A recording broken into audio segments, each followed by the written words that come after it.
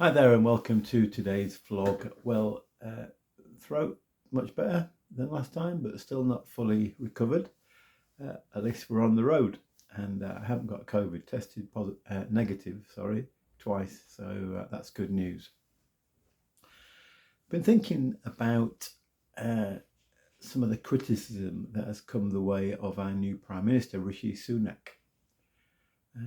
On the one hand, he seems to be something of a steady captain of the ship and steady things down. But one of the criticisms that you hear of him and others in his government is that these people are mega rich or very rich compared with most of us, and therefore they cannot understand what ordinary people are going through in terms of cost of living crisis, being able to afford food and heating and all this kind of stuff. How can these mega rich people understand our lives? That's the criticism that you often hear. And to be perfectly honest, a lot of people, those on the opposition front benches seem to be, quite a few in that position too. But anyway, that's the criticism.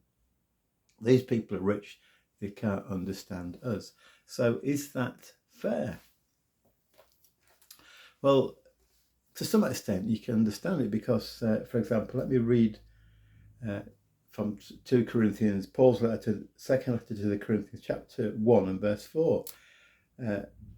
God the Father comforts us in all our troubles so that we can comfort those in any trouble with the comfort we ourselves have received from God. In other words, God is there for us. He comforts us in the troubles we experience. So when others are going through trouble, we can show that same comfort to them. So there is something about if we experience something, then maybe it gives us a bit more insight into what others are going through who experience something similar.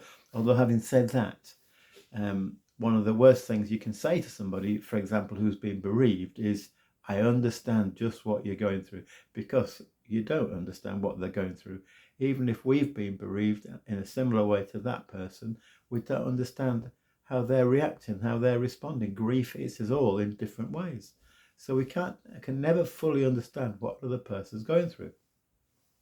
So are these people who complain about the government, you're rich but you don't understand us, are they right? Well, there is an element, of course, that if you don't experience something personally yourself, you can't fully understand what somebody else is going through. But let me give you another example. Let me just throw out this illustration. Imagine, and I hope it never happens to you, imagine that you've just been diagnosed with cancer. You don't say to the doctor, doctor, have you had cancer? And if you haven't, how can you understand what I'm going through? Because it doesn't make sense, does it? So there is an element in which somebody can help us, support us, care for us, even if they've not experienced what we're experiencing. Yesterday evening, Sue and I and my sister Jenny and husband Dave went along to Scunthorpe, to Bath Hall, concert hall, to see a concert by Gilbert O'Sullivan, a singer I've enjoyed listening to for a long time. In fact, amazingly, he's 75. He's looking pretty good for that. But he did a concert, and it was a great concert. And interesting, one of the things he said was that some of his songs are written out of his own personal experience. For example, one of his most famous ones is Claire. And he wrote that about his manager's daughter, for whom he babysat at times. And it's a wonderful song, really moving. So that's out of his personal experience. Others have also, but most of his songs that he's written have not been out of his own personal experience. But he said that a writer like him, can write with understanding, even if they never experienced something themselves. So you can still, in a sense, enter into an experience, someone's life, in some way, even if you've never been through that yourself. And of course, the greatest example is Jesus himself.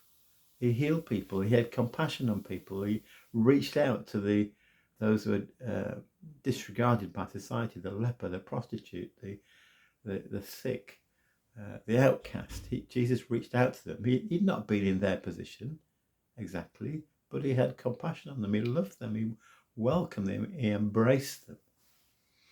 So let's not jump to hasty criticisms of others because they're not like us. We can all have compassion. We can all live with understanding and care, even if we've not lived each other's experience. So there's my thought for the day. God bless you. Thank you so much for listening today.